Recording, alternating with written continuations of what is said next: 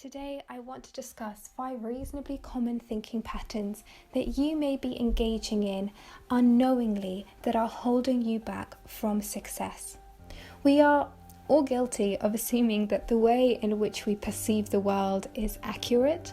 However, this isn't actually the case, and often it is our negative, automatic thoughts that cultivate feelings of anxiety, of depression, worry, demotivation, and really hinder us from progressing, from reaching our goals. So today, I wanted to bring attention to 5 such thinking patterns. In psychology, they are called cognitive distortions, and I wanted to run you through exactly why they're holding you back so that you can have more awareness of what is happening in your mind, and with awareness you can then take steps to actively dissolve these mental internal roadblocks that the thinking patterns create.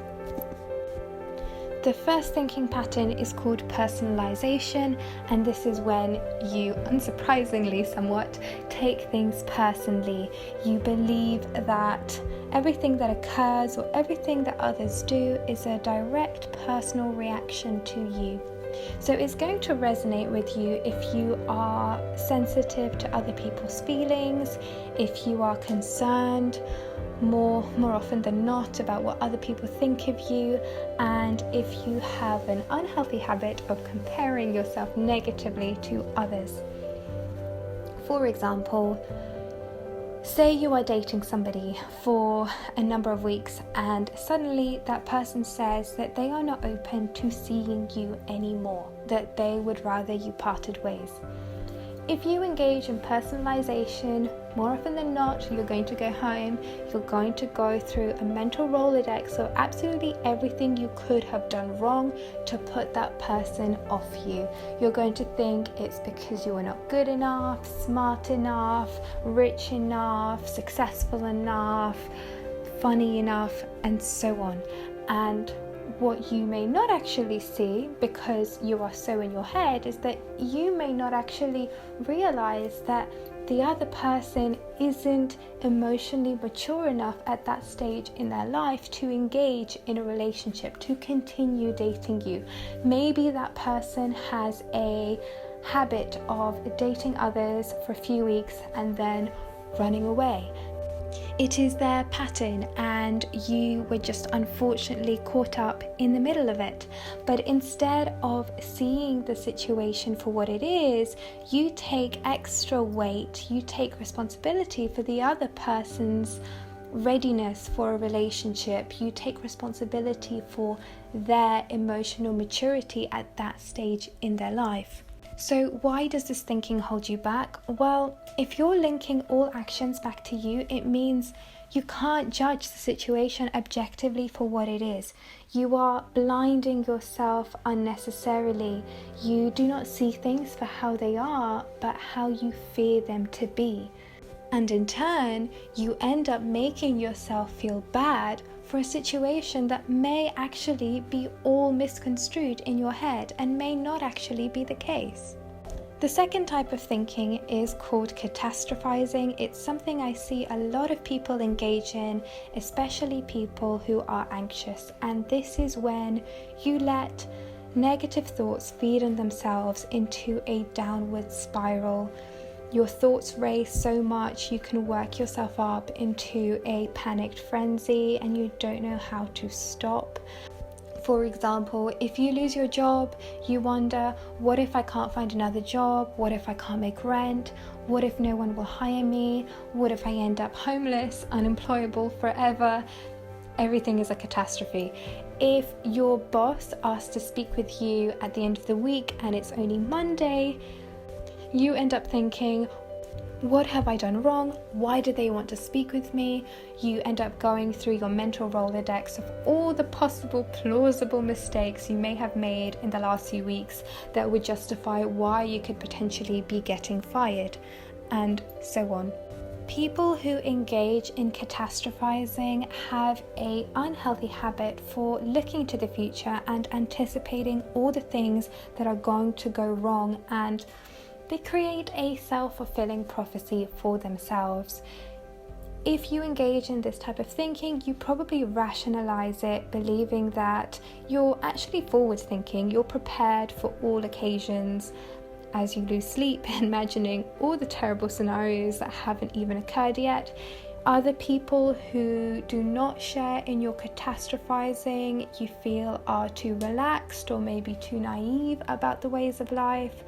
And you may think of yourself as a realist, as a very prepared realist. And when things do go wrong, your catastrophizing thoughts are reinforced, giving them more momentum, and you kind of feel a strange satisfaction in thinking that you were right all along.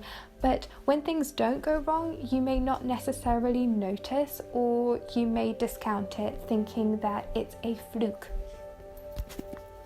So why does this type of thinking hold you back? Whilst you think that you are in control of your thoughts are actually in control of you.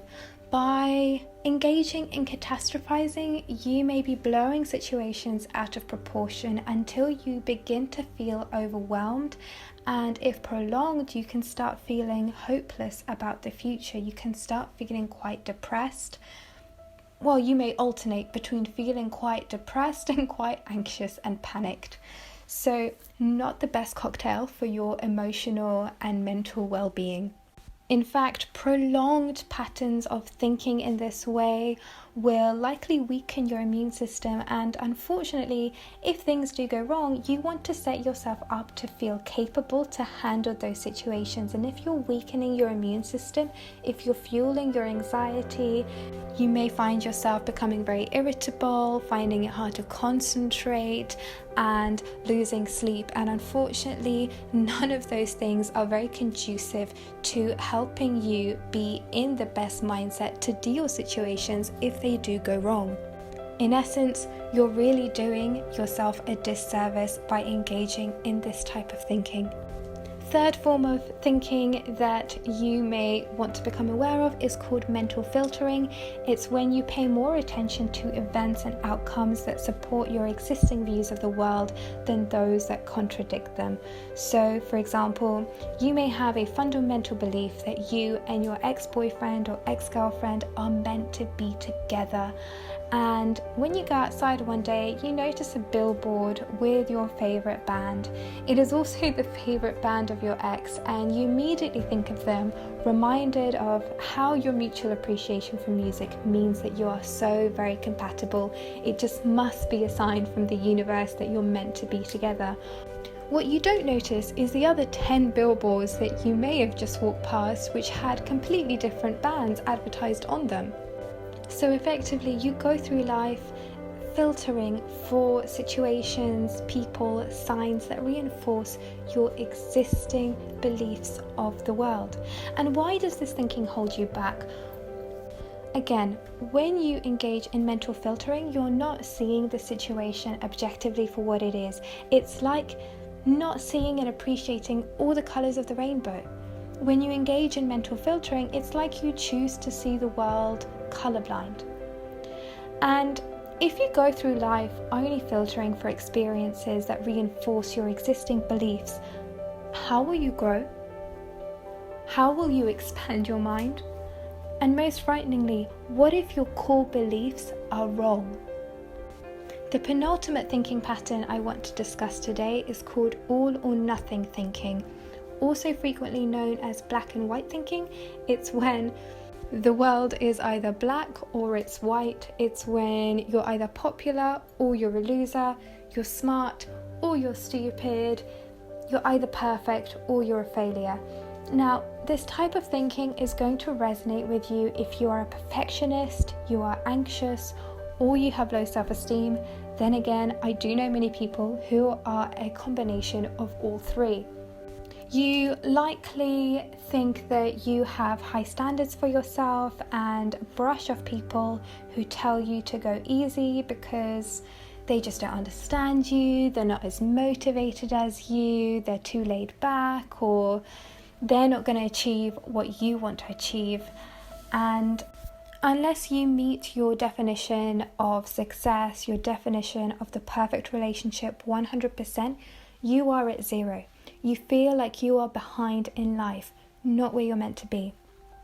For example, if you go to a job interview, everything goes smoothly until you stumble on one question.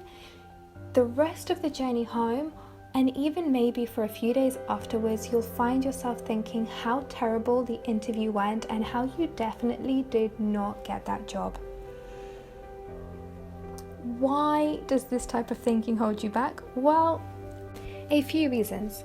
When you fail to reach your self-imposed expectations, you start to view yourself negatively.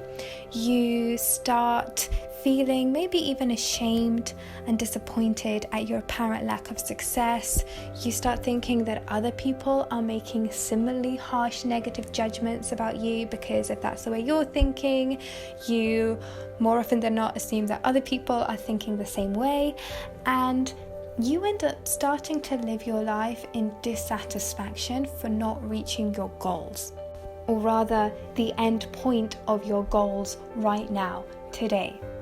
And people who engage in black and white thinking, they cannot objectively measure their progress. They make no room to measure their progress. Maybe the interview questions were not answered at 100%, but maybe they were answered at 90%. And maybe you actually started at 0% before because you were too scared to go for an interview in the first place, or it was such a competitive industry that you were trying to get a job in that the majority of candidates who apply do not even get to interview stage. And because you don't appreciate that maybe you've actually made a lot of progress and that you're really nearly there in terms of reaching your goals, you can become demotivated. You might start to think, well, what is the point in continuing to pour time and effort into my goals if I'm so behind, if I've not reached them right now, if I'm at zero? Because again, you don't see yourself as 90%. You don't see yourself at whatever percent. You only see yourself in terms of 0 or 100%. The last type of thinking is called magnifying and minimizing. This is a milder form of black and white thinking, and it's when you exaggerate your negative experiences and minimize the positive experiences or achievements in your life. So you, again, probably a perfectionist at heart, you may have a hard time accepting praise. So if a teacher mentions you have a strong affinity for physics, you may feel like it's a given, probably not that hard a subject anyway. Anyone can have a strong affinity for physics. If you get a job offer, you probably think that it wasn't that hard a position to fill anyway. And if you give a presentation at work and you stumble on a few words, despite everybody telling you what a great presentation it was, you instead only notice the stumble that you did and end up apologizing profusely for it. Now, people who engage in this type of thinking justify it. They think, well, I have a very critical and unbiased approach to my own shortcomings. What is the point of focusing on the positives? That's already there. It doesn't need to be changed. What needs to be changed is the shortcomings, and that's why I'm going to focus my mind on my inadequacies.